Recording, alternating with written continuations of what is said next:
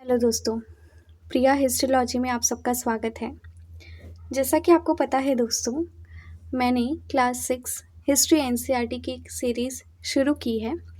अगर आप लोग इस चैप्टर में हैं, आज आपका पहला दिन है, तो मैं आपसे रिक्वेस्ट करूंगी और मैं रिकमेंड करूंगी कि आपको अभी पढ़ने से पहले आपको प्रीवियस मेरे जितने भी लेक्चर्स है, जिसमें मैंने क्लास 1, क्लास 2 और क्लास 1 नहीं, चैप्टर 1, चैप्टर 2 और चैप्टर 3 को मैंने अच्छे से कवर कराया है। दोस्तों, मैंने एनसीईआरटी की एक एक डिटेल में आपको नोट्स भी बताए हैं कि कैसे एग्ज़ाम में पूछे जाते हैं, और मैंने आपको हिस्ट्री के बारे में सभी चीज़ें एकदम परफेक्टली बताई हुई हैं। तो मैं आपसे रिकमेंड करूँगी कि अगर आप मेरे चैनल पे नए आए हुए हैं, तो आप पहले उन जो भी लेक्चर्स हैं उनको पूरा देखिए। आइए दोस्तों, आज से हम शुरू करते हैं हमारा अध्याय 4, क्या बताती हैं हमें किताबें और खबरें। दोस्तों, मैं थोड़ा सा आपको रिफ़्रेश कर देती हूँ कि हमने चैप्टर 1 में पढ़ा था क्या, कब, कहाँ और कैसे। फिर चैप्टर 2 में हमने देखा था कि भोजन कैसे लोगों ने संग्रह किया, खाद्य उत्पादन से भोजन संग्रह तक। तीसरा हमने देखा था आरंभिक नगर। आज हम लोग शुरू करने जा रहे हैं दोस्तों चैप्टर 4, क्लास 6 की एनसीईआरटी का चैप्टर 4। दोस्तों, मेरी पूरी उम्मीद है कि आप लोगों को मेरी जो भी चैप्टर्स पढ़ाने का तरीका है, सभी चीज़ें आप लोगों को समझ में आ रही होंगी। अगर आपको कोई भी प्रॉब्लम हो रहा है या कोई भी ऐसी डिफ़िकल्टीज़ आ रही है, तो आप कमेंट सेक्शन में अपनी प्रॉब्लम लिखें, ताकि मुझे समझ में आए कि मैं आप लोगों के लिए और नया और अच्छा क्या कर सकती हूँ। ओके दोस्तों, आज से शुरू करते हैं चैप्टर नंबर 4, क्या बताती हैं हमें किताबें और खबरें। जैसा कि मैंने आपको बताया है कि जो एनसीईआरटी है वो बुक्स जो है स्टोरी वे में लिखती है, ताकि पढ़ने वालों को ये चीज़ें अच्छे से समझ में आए। देखिए, यहाँ पे आपको नया लड़का दिखेगा। इसके पहले चैप्टर में हम किन दो बच्चों की बात कर रहे थे, उसके बारे में अगर आपको पता है तो कमेंट सेक्शन में लिखना ना भूलें। ओके दोस्तों, यहाँ पे आपको एक लड़का दिख रहा है। देखिए, पुस्तकालय में मेरी जैसे ही घंटी बजी, शिक्षक ने छात्रों को अपने साथ आने को कहा। जैसे ही घंटी बजी, शिक्षक ने छात्रों को अपने साथ आने को कहा। आज वे पहली बार पुस्तकालय जा रहे थे। पहली बार बच्चे कहाँ जा रहे थे? पुस्तकालय। मेरी ने देखा, इसका नाम क्या है? मेरी ने देखा कि पुस्तकालय उसकी कक्षा से काफ़ी बड़ा था। वहाँ किताबों से भरे कई रैक थे।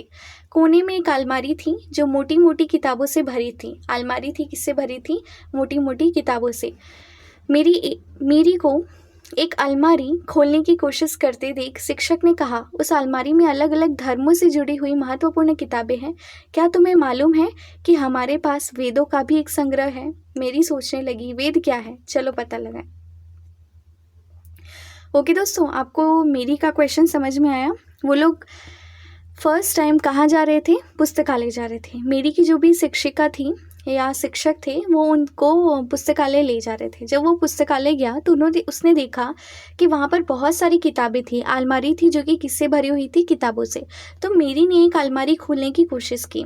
जब वो खोला तो उसके शिक्षक ने उसको देखा और उसके शिक्षक ने उसको कहा कि मेरी, ये जो अलमारी तुम खोलने की कोशिश कर रहे हो, इस अलमारी में धर्मों से जुड़ी किताबें रखी हुई हैं। तब ऐसा क्वेश्चन पूछा जा रहा है। मेरी भी सोचने लगी, ये मेरी है, लड़का नहीं, सॉरी लड़की है।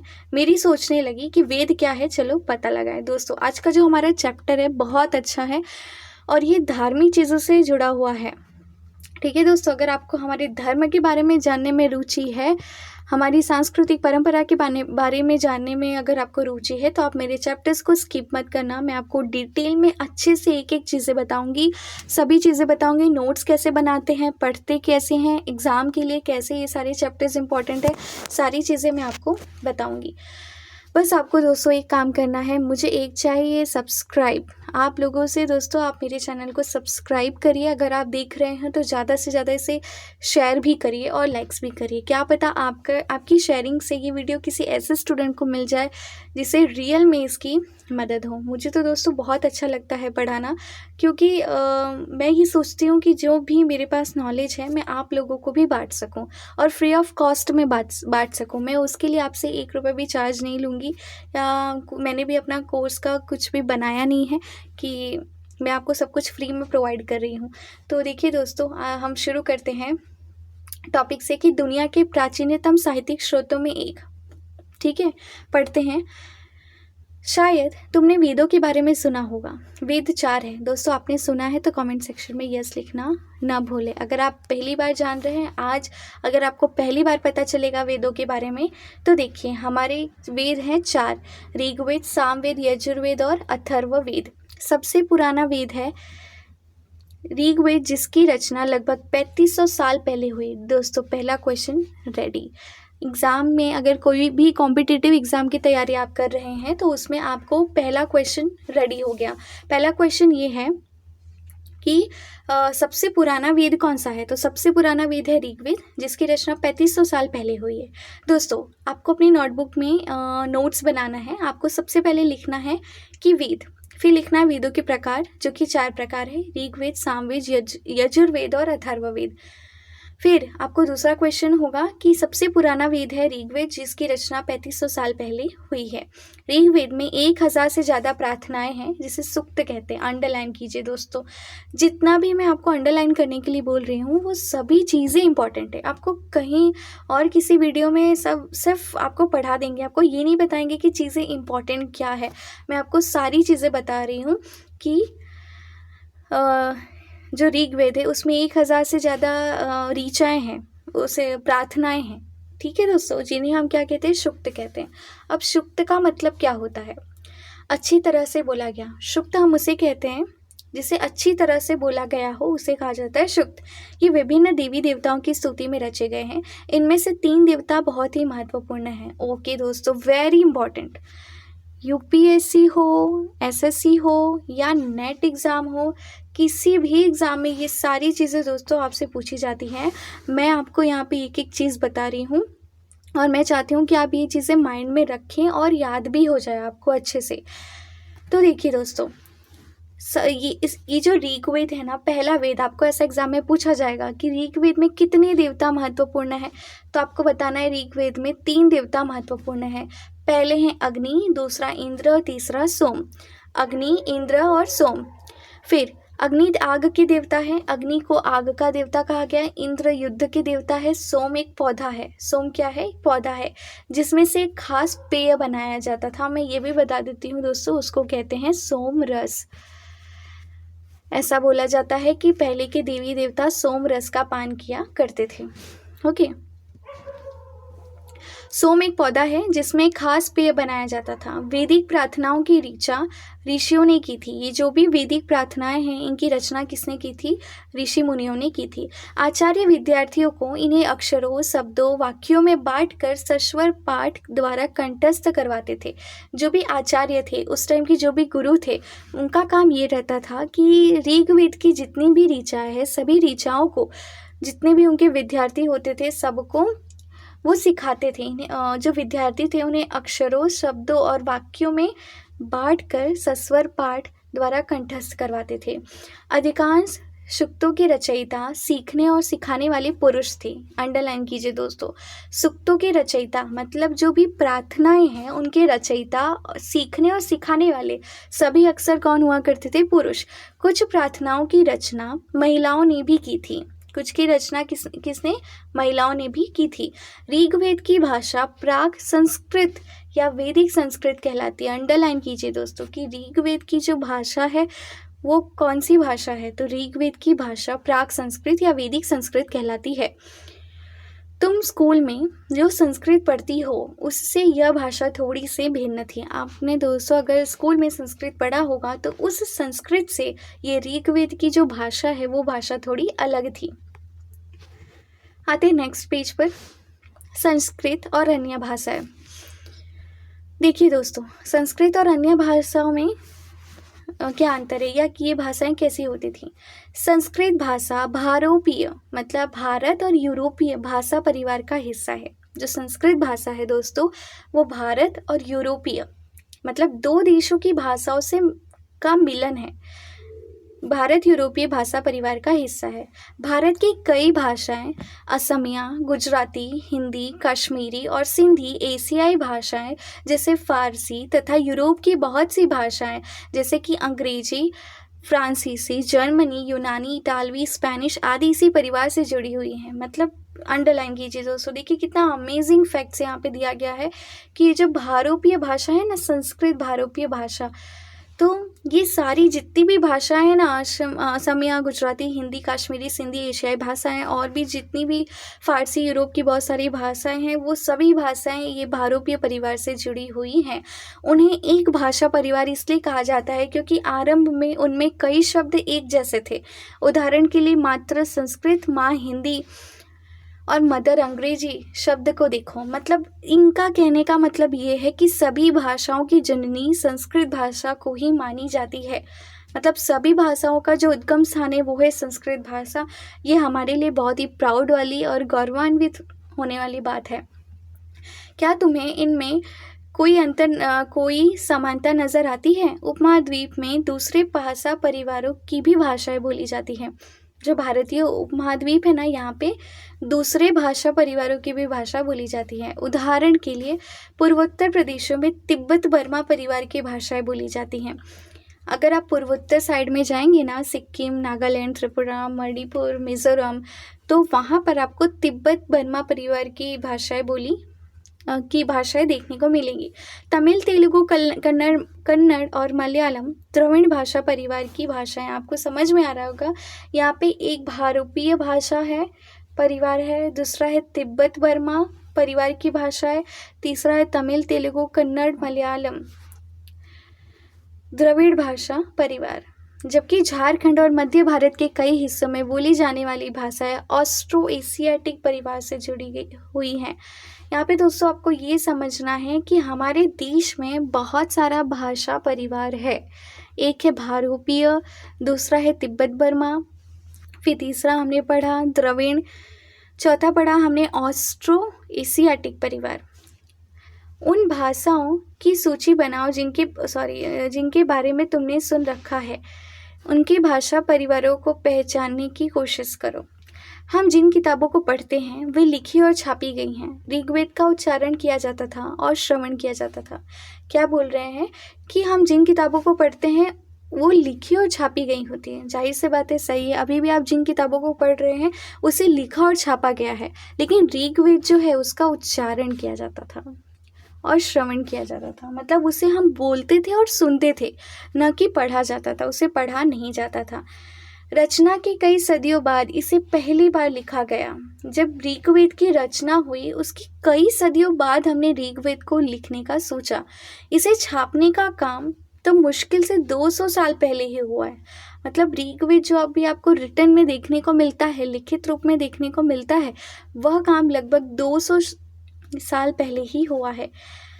इतिहासकार ऋग्वेद का अध्ययन कैसे करते हैं? अब हम पढ़ेंगे कि जैसे कि हम हिस्ट्री पढ़ रहे हैं तो हमें ये जानना बहुत ज़रूरी है कि इतिहासकार कैसे पढ़ते थे। तो इतिहासकार ऋग्वेद का अध्ययन कैसे करते थे? इतिहासकार पुरातत्वविदों की तरह ही अतीत के बारे में जानकारी इकट्ठी करते थे, लेकिन भौतिक अवशेषों के अलावा वे लिखित स्रोतों का भी प्रयोग करते थे। वो लोग भौतिक अवशेषों के अलावा लिखित स्रोतों का भी उपयोग करते थे। चलो देखते हैं कि ऋग्वेद का अध्ययन कैसे करते हैं। ऋग्वेद के कुछ सूक्त वार्तालाप के रूप में हैं। कुछ सूक्त कैसे हैं? वार्तालाप मतलब बातचीत करने वाले। विश्वामित्र नामक ऋषि और देवियों के रूप में पूजित दो नदियां व्यास और सतलुज के बीच यह संवाद एक ऐसे ही सूक्त का अंश है। मतलब वो जो ऋग्वेद की सूक्त थे, वो सूक्त में विश्वामित्र नामक ऋषि और देवियों के रूप में पूजे जाने वाली दो नदियों का उल्लेख है। तो आपको दोस्तों एग्जाम में पूछा जा सकता है कि विश्वामित्र का उल्लेख कौन से वेद में है। तो आपको आंसर, आपके पास ऑप्शन होगा, option A Rigveda, B Samaveda, C Yajurveda, D Atharvaveda. तो आपको ऑप्शन टिक करना है, ऑप्शन ए ऋग्वेद। और ये भी पूछा जा सकता है दोस्तों कि सतलुज और व्यास जैसी नदियों का उल्लेख किस वेद में देखने को मिलता है। तो आपको लिखना है उसे ऋग्वेद। देखिए यहाँ पे ये ऋग्वेद का एक आपको उदाहरण दिया है, बट इसे पढ़ पाना मुश्किल लग रहा है, इसकी भाषा थोड़ी अलग दिख रही है। ऋग्वेद की पांडुलिपि का एक पन्ना। ओके दोस्तों, यहाँ पे क्वेश्चन आया, पांडुलिपि इसके बारे में जिसे भी पता है मेरे कमेंट सेक्शन में लिखना ना भूलें, क्योंकि मैंने प्रीवियस जो चैप्टर फर्स्ट ही था उसमें मैंने आपको पांडुलिपि के बारे में डिटेल में और अच्छे से पढ़ाया था। भोज वृक्ष की छाल पर लिखी यह पांडुलिपि कश्मीर में पाई गई थी। क्या बोला गया है दोस्तों कि भोज वृक्ष की छाल पर लिखी यह पांडुलिपि कश्मीर में पाई गई है। ये कौन से वृक्ष की छाल पर लिखी गई है? भोज वृक्ष की छाल पर। और ये पांडुलिपि कश्मीर में पाई गई है। यह लगभग 150 वर्ष पहले ऋग्वेद को सबसे पहली बार छापने के लिए इसका प्रयोग किया गया था। इस पांडुलिपि को देखकर अंग्रेजी अनुवाद तैयार हुआ है। ये जो पांडुलिपि देख रहे हैं ना दोस्तों आप लोग, इसको ही देखकर इसका अनुवाद तैयार हुआ है, अंग्रेजी अनुवाद। यह पांडुलिपि पुणे महाराष्ट्र के पुस्तकालय में सुरक्षित है। जब भी आप पुणे जाओ, महाराष्ट्र में पुणे में जाओ, तो वहाँ पर पुस्तकालय में ये पुस्तक ढूंढने की कोशिश जरूर करना। विश्वामित्र और नदियाँ। ओके दोस्तों, ये भी इंटरेस्टिंग है। देखिए, पढ़ते हैं हम लोग, हमें कुछ सीखने को ही मिलेगा। विश्वामित्र, हे नदियों, अपने बछड़ों को चाटती हुई 2 दमकती गायों की तरह 2 फुर्तीले घोड़ों की चाल से पहाड़ों से नीचे आओ। इंद्र द्वारा दी गई शक्ति से, देखिए दोस्तों, ऋग्वेद की ऋचा है ना, इंद्र का नाम भी आया, नदियों का उल्लेख भी हुआ है और विश्वामित्र का भी उल्लेख हुआ है। इंद्र द्वारा दी हुई शक्ति से स्फूर्त तुम रथों की गति से सागर की ओर बह रही हो। तुम जल से परिपूर्ण हो और एक दूसरे से मिल जाना चाहती हो। फिर नदियाँ कहती हैं कि जल से परिपूर्ण हम देवताओं के बनाए रास्ते पर चलती हैं। एक बार निकलने पर हमें रोका नहीं जा सकता है। हे ऋषि, तुम हमसे प्रार्थना क्यों कर रहे हो? देख रहे हो दोस्तों, आज जो हम लोग रामायण में विश्वामित्र और सबके बारे में जानकारी लेते हैं, उनके बारे में जानते हैं, उस सबका उल्लेख हमें ऋग्वेद की ऋचाओं से मिलता है। ओके दोस्तों, आप समझ सकते हो, या पढ़ना स्टोरी जैसा है, आप पढ़ेंगे तो आपको मज़ा आएगा, बहुत अच्छा है। हम आगे बढ़ते हैं। मवेशी, घोड़े और रथ, ये भी बहुत इंटरेस्टिंग पॉइंट है। अभी हमने, देखो दोस्तों, मैं थोड़ा सा रिवाइज कर देती हूँ ताकि आपको समझने में तकलीफ ना हो। हम पुस्तकों के बारे में जानकारी प्राप्त कर रहे हैं, धार्मिक पुस्तकों के बारे में। तो हमने जाना कि हमारे जो संस्कृति है उसमें 4 वेद महत्वपूर्ण हैं। उसमें से पहला है ऋग्वेद, दूसरा यजुर्वेद, तीसरा सामवेद, चौथा अथर्ववेद। हमने अभी तक सिर्फ ऋग्वेद के बारे में पढ़ा। ऋग्वेद के बारे में ये पढ़ा कि ऋग्वेद में 1000 सूक्त है, ये चीज़ें हमने पढ़ा। फिर हमने ये पढ़ा कि ऋग्वेद की रचना जब हुई उसके कितनी सदियों बाद उसे हमने छापने के बारे में सोचा, मतलब लिखने के बारे में सोचा। फिर ऋग्वेद की जो एक उदाहरण है वो हमें एक पांडुलिपि मिली है जो भोज के वृक्ष के पत्तों पर लिखी हुई है। वो कश्मीर से हमें मिला है। उस पांडुलिपि में ऋग्वेद के बारे में लिखा हुआ है। फिर हमने ये पढ़ा कि जो ऋग्वेद है उसमें 3 देवताओं के बारे में जानकारी दी गई है, अग्नि, इंद्र और सोम। जो कि अग्नि आग के देवता थे, इंद्र युद्ध के देवता थे, सोम एक वनस्पति और पौधा है जिसका उपयोग पेयजल के रूप में इस्तेमाल किया जाता था। इतनी सारी चीज़ें हमने ऋग्वेद के बारे में पढ़ी। फिर एक और हमने चीज़ें ऋग्वेद के बारे में पढ़ी कि जो ऋग्वेद है उसे पढ़ा नहीं जाता था, उसे सुना जाता था और बोला जाता था, श्रवण किया जाता था और बोला जाता था। और भी हमने ये देखा कि जो ऋग्वेद के सूक्त है वो लिखने वाले, पढ़ाने वाले, सुनाने वाले अक्सर पुरुष होते थे, कभी कभी महिलाएं भी देखने को मिलती थी। इतना चीज़ें दोस्तों हमने पहले कंप्लीट किया है पढ़ के। अब मैं दोस्तों आगे बढ़ती हूँ। मवेशी, घोड़े और रथ, कि उस टाइम पे मवेशी, घोड़े और रथ कैसे होते थे। ऋग्वेद में मवेशियों, बच्चों, खास करके पुत्रों और घोड़ों की प्राप्ति के लिए अनेक प्रार्थनाएं हैं।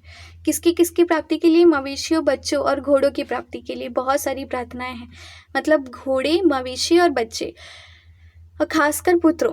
घोड़ों को लड़ाई में रथ खींचने के काम में लाया जाता था। घोड़े किस लिए काम आते थे? तो लड़ाई जब होती थी उसमें रथ खींचने के काम में। इन लड़ाइयों में मवेशी जीत कर लाए जाते थे। लड़ाइयाँ वैसे ज़मीन के लिए लड़ी जाती थी, ये भी याद रखना कि ऋग्वेद में जो उल्लेख मिलता है उसमें लड़ाइयाँ ज़मीन के लिए लड़ी जाती थी, जहाँ अच्छे चारागाह हो या जहाँ पर जौ जैसी जल्दी तैयार हो जाने वाली फसलों को उपजाया जा सकता हो। कुछ लड़ाइयाँ पानी के स्रोतों और लोगों को बंदी बनाने के लिए भी लड़ी जाती थी, और कुछ लड़ाइयाँ जो है वो पानी के स्रोत, पानी के लिए भी लड़ी जाती थी और लोगों को बंदी बनाने के लिए भी लड़ी जाती है। ओके दोस्तों, ये क्वेश्चन एग्जाम में आ सकता है कि लड़ाइयाँ क्यों होती थी। तो लड़ाइयाँ वैसे ज़मीन के लिए होती थी, फिर फसलों को उपजाने के लिए होती थी, लड़ाइयाँ पानी के लिए होती थी और लोगों को बंदी बनाने के लिए होती थी। युद्ध में जीते गए धन का कुछ भाग सरदार रख लेते थे तथा कुछ हिस्सा पुरोहित को दे दिया जाता था।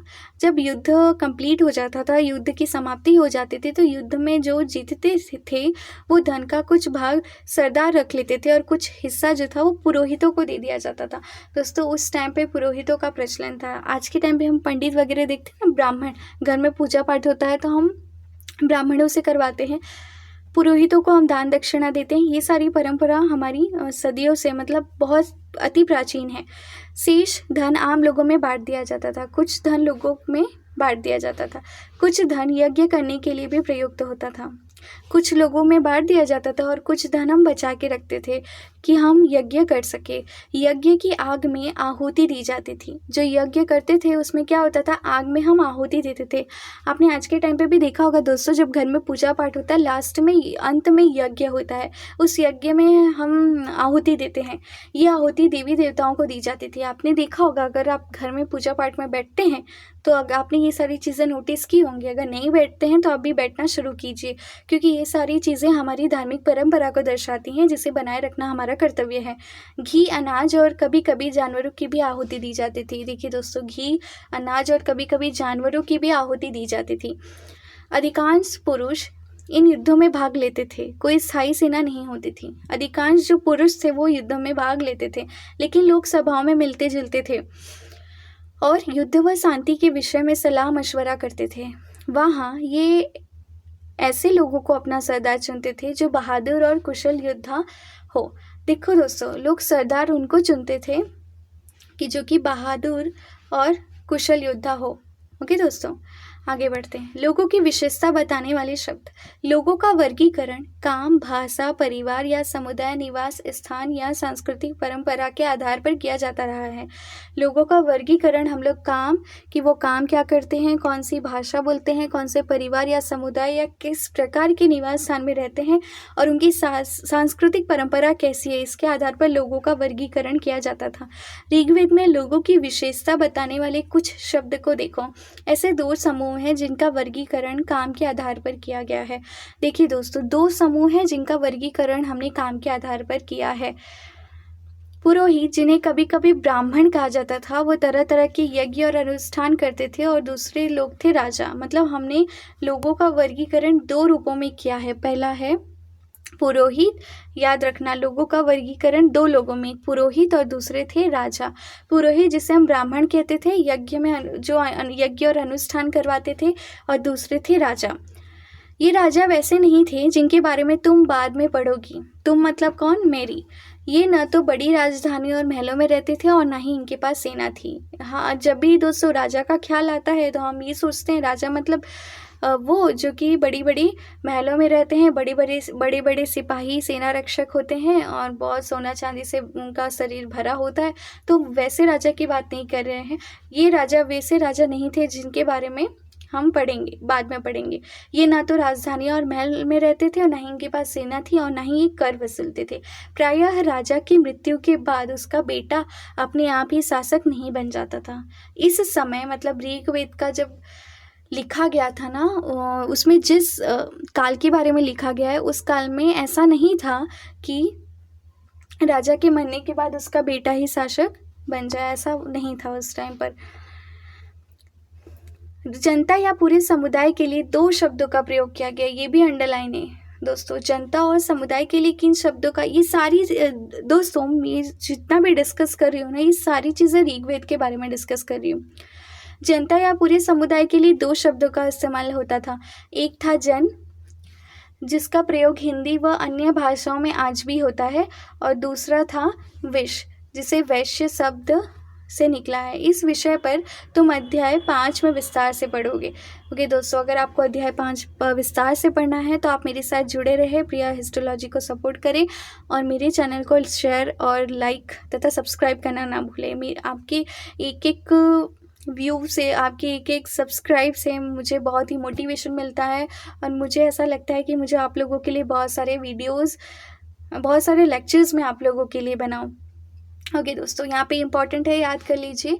अगर आप नोट्स बना रहे हैं तो नोट्स में लिख लीजिए कि जनता और समुदाय के लिए 2 शब्द इस्तेमाल होते थे। पहला था जन, जिसका प्रयोग हिंदी व अन्य भाषाओं में आज भी होता है। दूसरा था विश, विश का मतलब होता है वैश्य, विश जो है वैश्य शब्द से निकला है। तो 2 प्रमुख शब्द थे, पहला था जन और दूसरा था विश। विश का मतलब होता है वैश्य। ओके दोस्तों, और जन का मतलब होता है जनता या समुदाय। याद हुआ दोस्तों? नहीं याद होता है तो मैं फिर से रिपीट कर देती हूँ। पहला था जन और दूसरा था विश।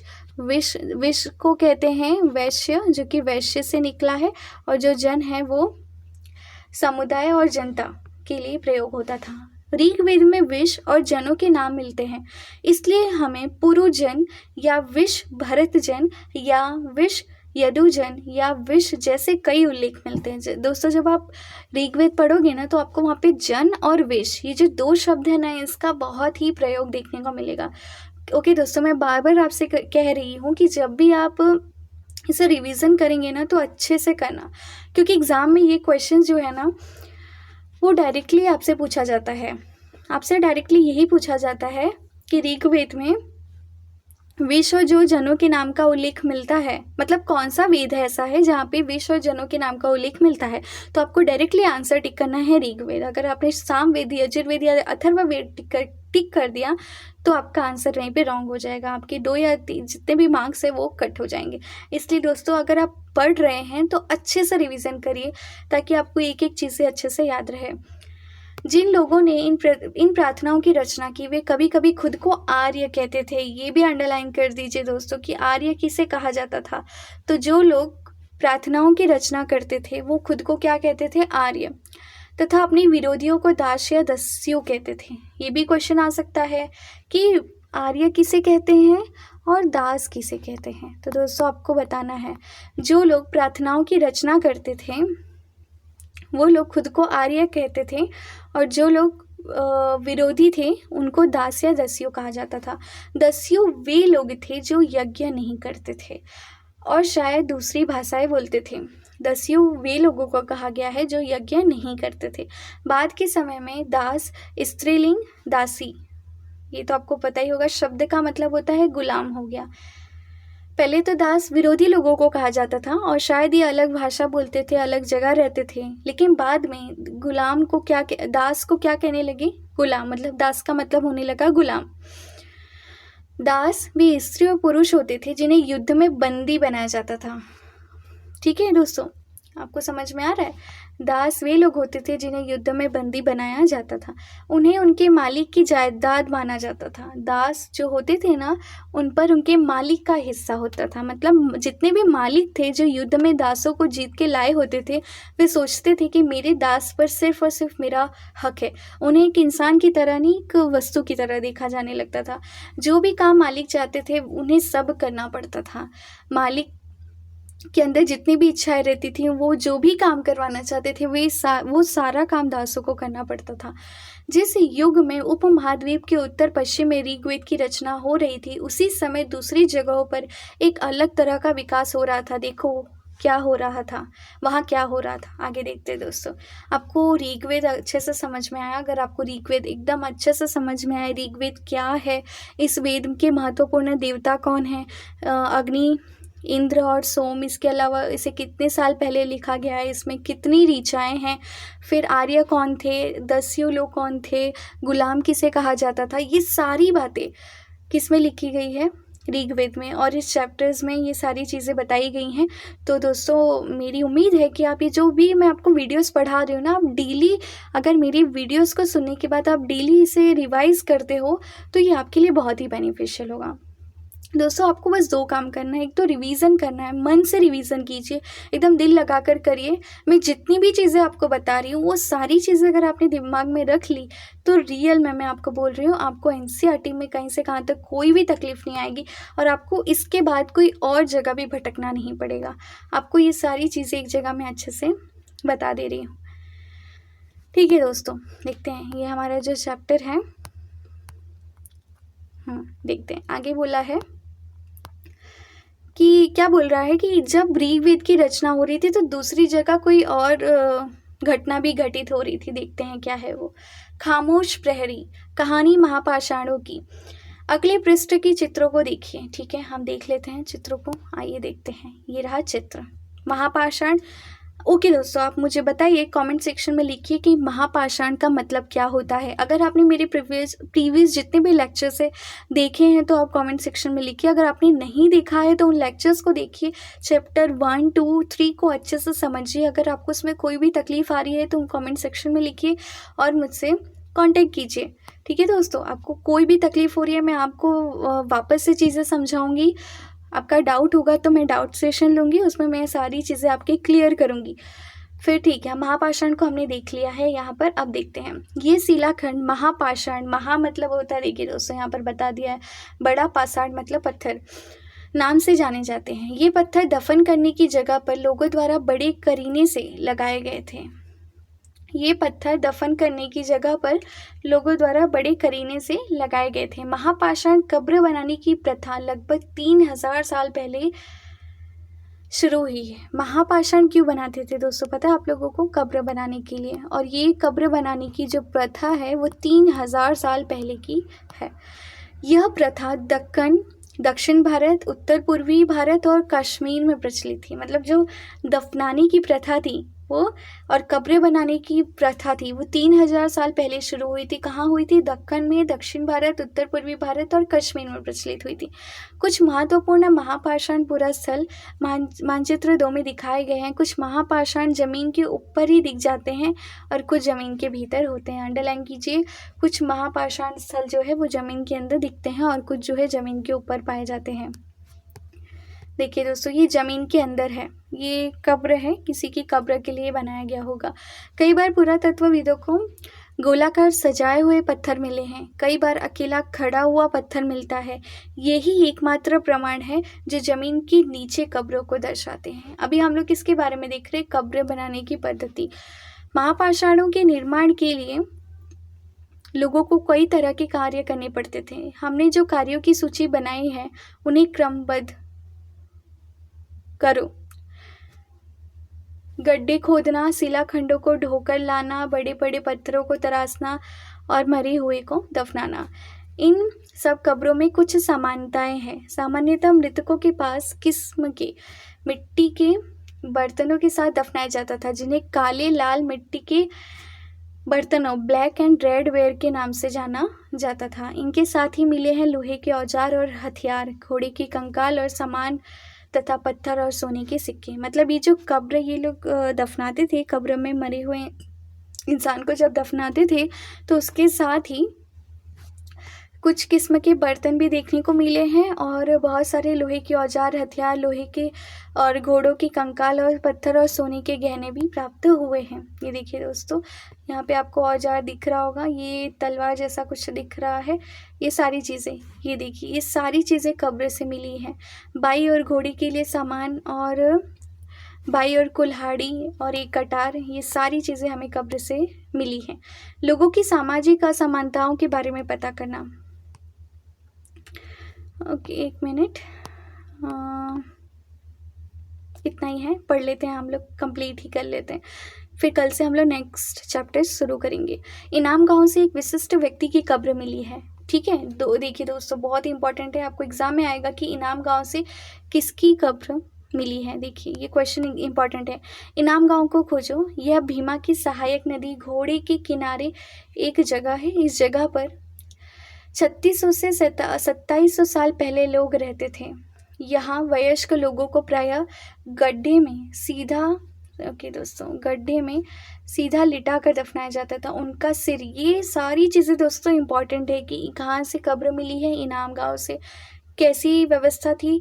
तो सीधे लेटा कर दफनाया जाता था। उनका जो सिर है उत्तर की ओर और कई बार उन्हें घर के अंदर ही दफनाया जाता था। ऐसे बर्तन जिनमें शायद खाना और पानी हो, दफनाए गए शव के पास रख दिए जाते थे।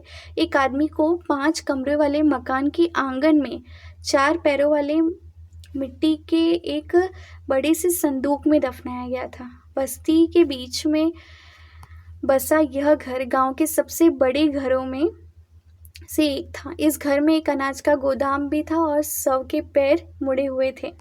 ओके दोस्तों, आपको सब कुछ चीज़ें समझ में आ रही होंगी ना कि चीज़ें क्या बोल रहा है। क्या बताते हैं हमें कंकालों के अध्ययन। देखिए दोस्तों, ये पढ़ना बहुत इंटरेस्टिंग है, आपको इससे बहुत सारी चीज़ें जानने को मिलेंगी। छोटे आकार के आधार पर एक बच्चे के कंकाल को आसानी से पहचाना जा सकता है। अगर मान लो समझिए कंकाल छोटा है, आकार छोटा है, तो वो बच्चे का होगा, लेकिन एक बच्चे और बच्ची के कंकाल के बीच कोई बड़ा फर्क नहीं होता है। क्या हम यह पता लगा सकते हैं कि कंकाल किसी पुरुष का था या स्त्री का? या पता लगा सकते हैं, ऐसा क्वेश्चन है। कभी कभी लोग कंकाल के साथ मिले सामानों के आधार पर भी इसका अंदाजा लगाते थे। उदाहरण के लिए, यदि कंकाल के साथ गहने मिलते हैं तो कई बार उसे महिला का कंकाल माना जाता है, लेकिन ऐसी समझ के साथ समस्याएं हैं। अक्सर पुरुष भी आभूषण पहनते थे। क्या बोला गया है दोस्तों, अगर कंकाल में आभूषण मिले हैं तो हम सोच सकते हैं कि ये महिला का कंकाल होगा, लेकिन नहीं, पहले के टाइम पे पुरुष भी आभूषण पहनते थे। कंकाल का लिंग पहचानने का बेहतर तरीका उसकी हड्डियों की जांच है। चूंकि महिलाओं और बच्चों को जन्म देती है, इसलिए उनका कटी प्रदेश या कुल्हा पुरुषों से ज़्यादा बड़ा होता था। ये समझ कंकालों के आधुनिक अध्ययन पर आधारित है। आज से लगभग 2000 साल पहले चरक नाम के प्रसिद्ध वैद्य हुए थे। उन्होंने चिकित्सा शास्त्र पर चरक संहिता नाम की किताब लिखी। वे कहते हैं, दोस्तों इंपॉर्टेंट है, 2000 साल पहले चिकित्सा शास्त्र पर चरक संहिता ने लिखा है, वो एक वैद्य थे, कि मनुष्य के शरीर में 360 हड्डियां हैं। सोचिए दोस्तों, साइंस जो चीज़ों को आज बताता है, वो चीज़ें हमें अपने वेद साहित्य में कितने साल पहले ही हमें पता चल चुका था। और आधुनिक शरीर रचना विज्ञान की 206 हड्डियों से काफ़ी ज़्यादा है। मतलब आज के टाइम पे हमारा साइंस कहता है कि हमारे अंदर 206 हड्डियां हैं, लेकिन चरक ने बताया था कि हमारे अंदर 306 हड्डियां हैं।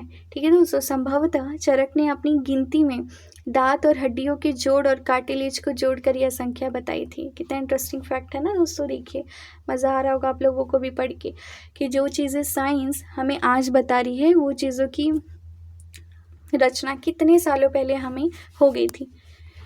इनाम गांव के लोगों के काम और धंधे, ये भी इंटरेस्टिंग है। इनाम गांव ही इंटरेस्टिंग है और बहुत इंपॉर्टेंट है ये जगह, क्योंकि ये महाराष्ट्र में पाया गया है, क्योंकि यहाँ से हमें बहुत सारे स्थल देखने को मिले हैं। इनाम गांव में पुरातत्वविदों को गेहूं, जौ, चावल, दाल, बाजरा, मटर और तिल के बीज मिले हैं। यहाँ से क्या क्या मिला है? गेहूं, जौ, चावल, दाल, बाजरा, मटर और तिल के बीज मिले हैं। कई जानवरों की हड्डियां भी मिली हैं और कई हड्डियों पर काटने के निशान से अंदाजा लगा होता है कि लोग इन्हें खाते होंगे। गाय, बैल, भैंस, बकरी, कुत्ता, भेड़, घोड़ा, गधा, सुअर, सांभर, चितकबरा और हिरण, कृष्ण मृग, खरहा, नेवला, चिड़िया, घड़ियाल, कछुआ, केकड़ा, मछली की हड्डियां भी मिली है। ये सभी जितने भी प्राणियों का मैंने नाम लिया है, सभी की हड्डियां भी हमें वहाँ से मिली हैं। ऐसे साक्ष्य मिले हैं कि बैर, आंवला, जामुन, खजूर और कई तरह की रस भरियां एकत्र की जाती थी। देखिए दोस्तों, इनाम गांव के लोग अनाज उत्पादन करते थे और फिर जानवरों को खाते भी थे। मतलब शाकाहारी मांसाहारी दोनों थे, क्योंकि अनाज के साक्ष्य मिले हैं, बीज मिले हैं और जानवरों की हड्डियां मिली है, तो इससे हम मान सकते हैं कि वो शाकाहारी मांसाहारी दोनों थे।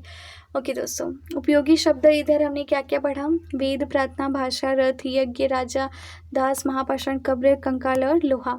ओके दोस्तों, एक्सरसाइज, जैसा कि मैंने आपको बताया है कि मैं आप लोग को एक्सरसाइज भी पूरा कंप्लीट कराती हूँ, तो मैं यहाँ पे आप लोग को एक्सरसाइज पूरा कंप्लीट करा देती हूँ कि शुक्त, जिसे अच्छी तरह से बोला गया, रथ युद्ध में प्रयोग किया जाता था, यज्ञ अनुष्ठान, दास जो है गुलाम, महापाषाण सजाए गए पत्थर।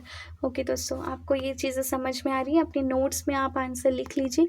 अगर आपको कोई भी तकलीफ़ है तो आप कमेंट सेक्शन में लिखना ना भूलें और मेरी वीडियो को लाइक और शेयर करना ना भूलें। आगे आते हैं, इनाम गांव के लोग क्या खाते थे? ये देखिए, एक पहला क्वेश्चन है, डैश के लिए दासों का इस्तेमाल किया जाता है? तो दस्युओं के लिए दासों का इस्तेमाल किया जाता है। दोस्तों आप लिख लीजिए। फिर दूसरा है, डैश में महापाषाण पाए जाते हैं? इनाम गांव में महापाषाण पाए जाते हैं। तीसरा है, जमीन पर गोले में लगाए गए पत्थर या चट्टान कब्र का काम करते थे। पोर्ट होल का इस्तेमाल इनाम गांव के लोग क्या खाते थे, ये दो का आंसर दोस्तों आप मुझे देंगे कमेंट सेक्शन में।